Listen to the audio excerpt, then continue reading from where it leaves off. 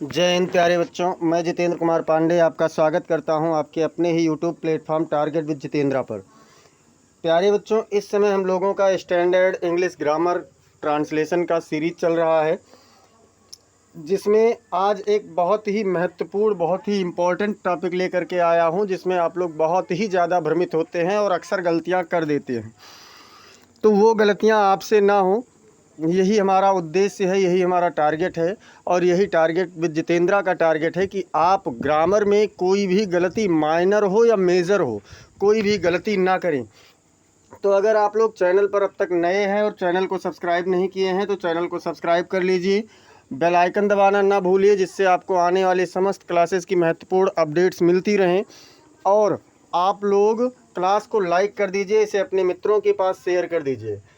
आपका क्लास आज है मोस्ट इम्पॉर्टेंट कन्फ्यूजिंग वर्ब्स। कुछ वर्ब ऐसे हैं जो बहुत ही भ्रमित करते हैं ट्रांसलेशन के दौरान, तो उन्हीं के बारे में आज हम बताएंगे। ये ट्रांसलेशन में है, स्कूल और कम्पिटिटिव दोनों लेवल के लिए है।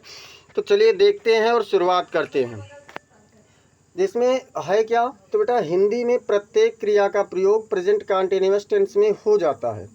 जब हम हिंदी में होते हैं तो हम किसी भी क्रिया का प्रयोग प्रेजेंट कंटीन्यूअस टेंस में कर देते हैं, किंतु अंग्रेजी में कुछ क्रियाएं ऐसे हैं जिनका प्रयोग मॉडर्न इंग्लिश में प्रेजेंट कंटीन्यूअस टेंस में नहीं होता। ध्यान रखना है, मॉडर्न इंग्लिश की बात हो रही है, और इस मॉडर्न इंग्लिश में कुछ क्रियाएं ऐसी हैं जिनका प्रयोग प्रेजेंट कंटीन्यूअस टेंस में नहीं होता है। और वो क्रियाएं कौन कौन सी हैं, तो उनको भी यहाँ पर लिया गया है। जैसे अपीयर है, सीम है, लुक है, टेस्ट है, स्मेल है, सी है, हियर है, फील है और अंडरस्टैंड है। इन सभी क्रियाओं का प्रयोग प्रेजेंट कंटीन्यूअस टेंस में इंग्लिश में नहीं होता है, मॉडर्न इंग्लिश ग्रामर के अनुसार। तो ये गलतियां ना हो, इसलिए इन सबको लाया गया है और सबके एग्जाम्पल्स को हम यहाँ पर दिखाएंगे। चलिए हम लोग यहाँ पर पहले कुछ और चीज़ें देख लेते हैं कि कैसे इनका प्रयोग होगा। तो अपीयर और सीम के बाद में टू बी का प्रयोग करेंगे। किसका प्रयोग होगा, तो अपीयर और सीम के बाद में टू बी का प्रयोग होगा, ये आपको ध्यान रखना है। दूसरा पॉइंट है कि लुक, टेस्ट, स्मेल, मतलब ये तीन वर्ब इसमें ऐसे हैं, लुक, टेस्ट और स्मेल के तुरंत बाद में एडजेक्टिव का प्रयोग करते हैं। किसका प्रयोग होगा बेटा, तो इसके तुरंत बाद में कोई ना कोई एडजेक्टिव जरूर किया जाएगा। मतलब अपीयर और सीम के बाद में टू बी का प्रयोग होगा, लुक और टेस्ट और स्मेल के बाद में तुरंत एडजेक्टिव का प्रयोग होगा। और क्या है, और है कि प्रायः अपीयर और सीम का प्रयोग एक समान अर्थ में होता है। मतलब अगर हम लोग देखें तो जो अपीयर है या सीम है, दोनों का अर्थ होता है प्रतीत होना या दिखाई देना। तो इन दोनों का अर्थ प्रायः एक समान अर्थ में होता है, फिर भी अपीयर कुछ अधिक प्रभावशाली होता है, अपीयर का प्रभाव ज़्यादा होता है, इसलिए ऐसी स्थिति में अपीयर का ही प्रयोग बेटर होता है। तो चलिए अब हम लोग ये जो हमारा कुछ महत्वपूर्ण कॉन्सेप्ट था उसको हमने देखा। अब इस महत्वपूर्ण कॉन्सेप्ट से संबंधित हम लोग इसके एग्जाम्पल्स को भी देख लें तो ज़्यादा बेटर होगा। देखिए एक एग्जाम्पल हमने यहाँ पर लिया है कि तुम अच्छे लड़के दिखाई दे रहे हो। क्या कहा गया कि तुम अच्छे लड़के दिखाई दे रहे हो, तो कौन दिखाई दे रहा है, तो यू। अब क्या होगा, अपीयर होगा। यू अपीयर कैसे, तो टू बी। इसके बाद में हमने क्या कहा कि अपीयर और सीम के बाद में टू बी का प्रयोग करो। तो you appear to be a good boy, मतलब आप एक अच्छे लड़के दिखाई दे रहे हैं या फिर तुम एक अच्छे लड़के दिखाई दे रहे हो। देखो आपका हिंदी का वाक्य प्रेजेंट कंटीन्यूअस टेंस में है, रहा है, रही है, रहे हैं, रहे हो, ये सभी अगर आए तो क्या है, प्रेजेंट कंटीन्यूअस टेंस है। लेकिन इंग्लिश में आपके आईएनजी फॉर्म नहीं लगा, ये आपका प्रेजेंट इंडेफिनिट में बना। फिर कहा गया कि वह एक अमीर लड़की दिखाई पड़ रही है, ये भी प्रेजेंट कंटीन्यूअस टेंस में है। अब जब हम इसका अनुवाद करते हैं तो क्या करेंगे, सी सीम्स। हमने कहा है कि अपीयर या सीम दोनों एक ही समान अर्थ में प्रयोग होते हैं, चाहे अपीयर लगाओ चाहे सीम लगाओ, दोनों सही है। तो she seems to be a rich girl, इसका भी अनुवाद किस में हुआ, तो प्रेजेंट इंडेफिनिट टेंस में। मतलब इनका प्रयोग हिंदी में प्रेजेंट कंटीन्यूअस टेंस में होगा, लेकिन जब हम अनुवाद करेंगे तो इनका अनुवाद हम लोग इंग्लिश में प्रेजेंट इंडेफिनिट टेंस में करेंगे, ये आपको ध्यान रखना है मॉडर्न इंग्लिश ग्रामर के अनुसार।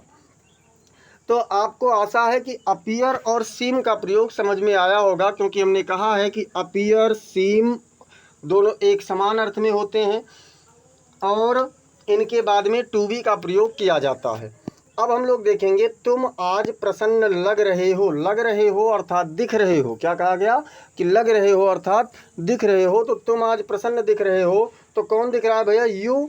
और क्या है तो लुक, लुक मतलब दिखना, तो यू लुक हैप्पी टुडे, आज यू लुक हैप्पी टुडे, तुम आज प्रसन्न दिख रहे हो। अब देखिए हमने आपसे अभी इसके पहले वाले पेज पर, ये एक बार पुनः आप देख लीजिए, मैंने क्या कहा था इस पेज पर कि लुक, टेस्ट और स्मेल के तुरंत बाद में एडजेक्टिव का प्रयोग कीजिए। तो इसमें देखो आपका क्या प्रयोग हुआ, लुक का प्रयोग हुआ, और लुक के तुरंत बाद में हैप्पी शब्द क्या है, एडजेक्टिव है ना। तो ये हमारा इस कॉन्सेप्ट से सही हुआ। और ये भी किस टेंस में बना, तो प्रेजेंट इंडेफिनिट में है, तो कॉन्टिन्यूअस में है, ये प्रेजेंट कॉन्टिन्यूअस में हिंदी में, लेकिन इंग्लिश में इसका अनुवाद प्रेजेंट इंडेफिनिट टेंस में बनेगा। आशा है आप ये 3 एग्जाम्पल समझ गए होंगे। अब हम लोग चलते हैं अगले एग्जाम्पल की ओर। और अगला एग्जाम्पल क्या कह रहा है, अगला एग्जाम्पल कह रहा है कि यह आम मीठा लग रहा है, यह आम मीठा लग रहा है। तो भैया मीठा कैसे लगेगा, जब आप खाएंगे तब तो बता पाएंगे, और खाएंगे मतलब आप उसका स्वाद बता रहे हैं। तो क्या है, this mango tests sweet, this mango test sweet. अब ये देखिए प्रेजेंट कॉन्टिन्यूअस में है, अनुवाद बना प्रेजेंट इंडेफिनिट टेंस में, और टेस्ट के बाद में भी लुक, टेस्ट और स्मेल के बाद में आपको एडजेक्टिव लेना ही लेना है। तो यहाँ देखिए स्वीट शब्द क्या है, एडजेक्टिव है ना, तो ये आपका हुआ टेस्ट वाले का।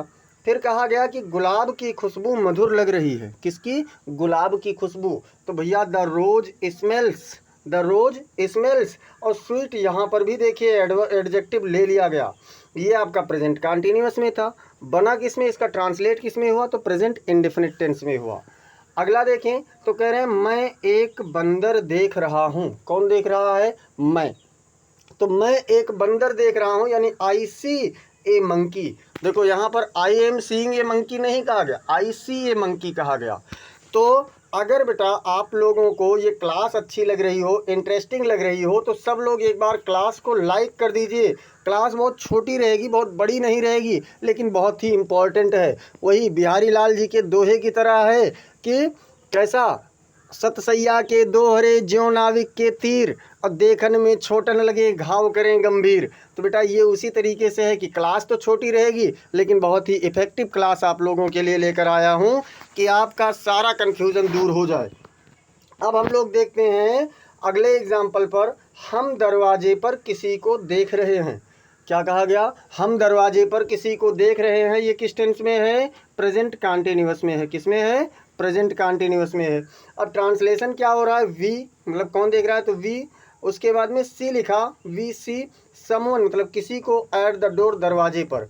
ये आपका किस में बना, तो ये आपका बना प्रेजेंट इंडेफिनिट में। मतलब ये कुछ क्रियाएं इनको ध्यान में रखना है। फिर कहा गया कि जिनका अनुवाद प्रेजेंट इंडेफिनिट में होगा। फिर कहा गया मुझे पैरों की आवाज़ सुनाई पड़ रही है। तो भैया मैं क्या सुन रहा हूँ, तो पैरों की आवाज़, तो आई हियर, मैं सुन रहा हूँ या मैं, मुझे सुनाई पड़ रही है फुट स्टेप्स, फुट स्टेप्स मतलब पैरों की आवाज़ें, कदम कदम की आहट।